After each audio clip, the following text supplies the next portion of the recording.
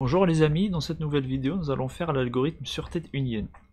Nous avons une fonction qui prend deux tableaux au plus et elle devra retourner un nouveau tableau contenant des valeurs uniques et l'ordre d'apparition de ces valeurs dans notre nouveau tableau devra être conforme à celui des tableaux précédents. Si on regarde le premier exemple, on a trois tableaux, on devra retourner un nouveau tableau et les valeurs devront être uniques et l'ordre d'apparition devra être respecté. Si on regarde la fonction de départ, donc on a seulement une fonction très simple qui va retourner un tableau et qui prend en paramètre un tableau. Si on essaye de loguer le contenu de ce tableau,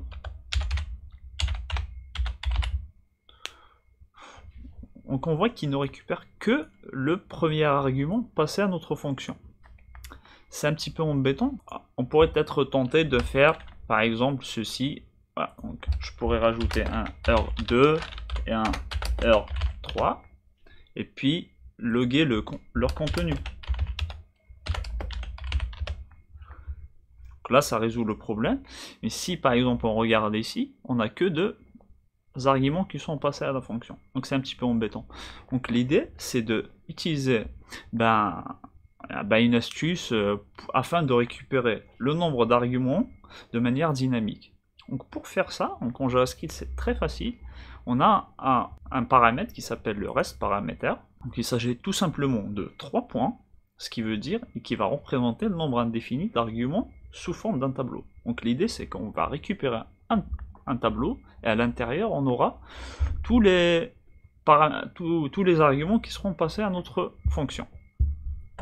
Donc si on revient, hop, j'efface tout ça, super, voilà. Puis je m'amuse à mettre 3 points. Donc là on voit qu'on récupère un tableau et à l'intérieur on a tous les arguments qui sont passés à notre fonction. Super. Donc ça c'est la première étape pour résoudre notre algorithme. Donc la deuxième étape ça va être d'itérer sur notre tableau afin d'extraire chaque argument qui le compose. Donc pour faire cela, ça va être très simple, on va utiliser une boucle. Moi je vais partir sur une boucle for of. Je vais mettre un for let sub. Sub ça va représenter mes sous-tableaux de mon argument array. Ce que je pourrais faire pour le moment, ça va être tout simplement de loguer le contenu de sub. Super, là on récupère nos arguments. Voilà. La troisième étape, ça va être d'extraire les valeurs de chaque sous-tableau. Pour faire cela, il faudra une deuxième boucle. Je partirai sur une boucle for of aussi. Je mettrai let element of sub. Et là, je pourrais afficher le contenu de l'élément. Voilà. Donc là, on récupère toutes nos valeurs. La troisième étape, ça va être de se créer une variable qui sera un tableau. Et sur ce tableau, on ne devra que ajouter les valeurs uniques. Donc si elles sont déjà existantes sur notre tableau, donc on ne va pas les ajouter. Et si elles ne sont pas existantes, on va les ajouter. Donc pour faire ça, très simple, en JavaScript, on a un objet spécial qui est l'objet, hop, je remonte tout en haut, super.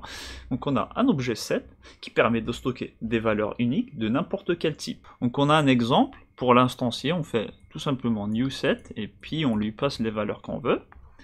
Puis on a quelques méthodes dont notamment la méthode has pour voir si elle existe. Si une valeur existe, si elle existe, il va nous retourner true.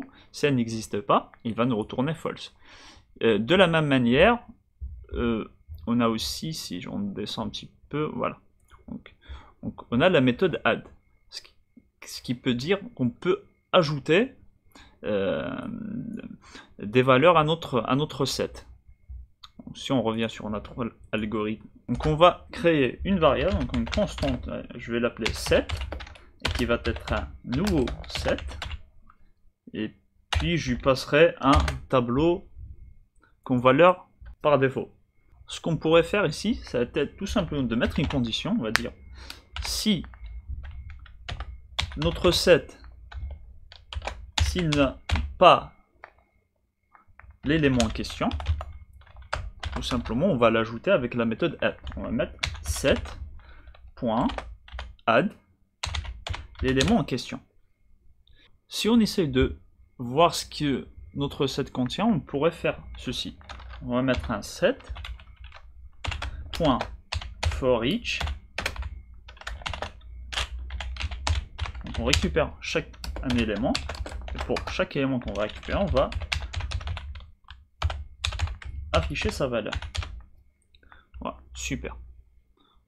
Voilà. Donc on voit bien que notre set contient des valeurs uniques, 1, 3, 2, 5 et 4. Donc c'est super, ce qu'on veut. Si on essaye maintenant de retourner notre set comme ceci, donc on aura une petite erreur. Voilà, on voit que les tests ne passent pas alors qu'on a bien récupéré les valeurs.